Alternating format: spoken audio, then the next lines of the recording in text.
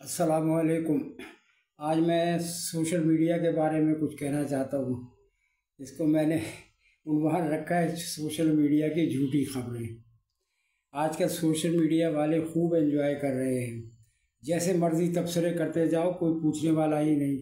सियासतदारों की किरदार कुशी हो रही है, झूठी हेडिंग लगाकर लोगों को अट्रैक्ट किया जाता है और शुरू ही में ये दरख्वास्त की जाती है कि पूरा प्रोग्राम सुनना होगा और चैनल को सब्सक्राइब करना होगा। पूरा प्रोग्राम सुनने के बाद भी इस खबर का कोई जिक्र ही नहीं होता जिसका ढंढोरा पीटा गया था। लोगों का वक्त ही ज़ाया होता है। ऐसी ऐसी झूठी कहानियाँ सुनाई जाती है कि लोग गुमराह हो जाते हैं, दिमाग अलग परेशान हो जाता है। क्या इनको रोकने का कोई कानून नहीं है? अजीब लोग हैं ये यूट्यूब वाले।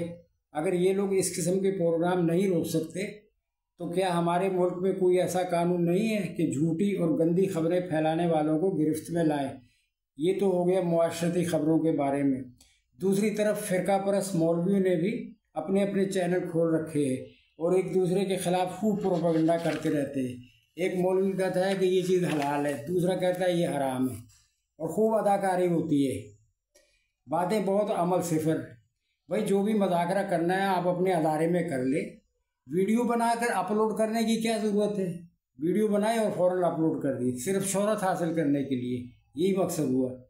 अब ये अरशद नदीम को ही देख लेंगे। अरशद नदीम ने तमगा क्या जीता, मौलवी लोग पीछे पड़ गए, घर जा जाकर इनामात देते रहे और अपने अपने मदरसों में घसीटने की कोशिश करते रहे।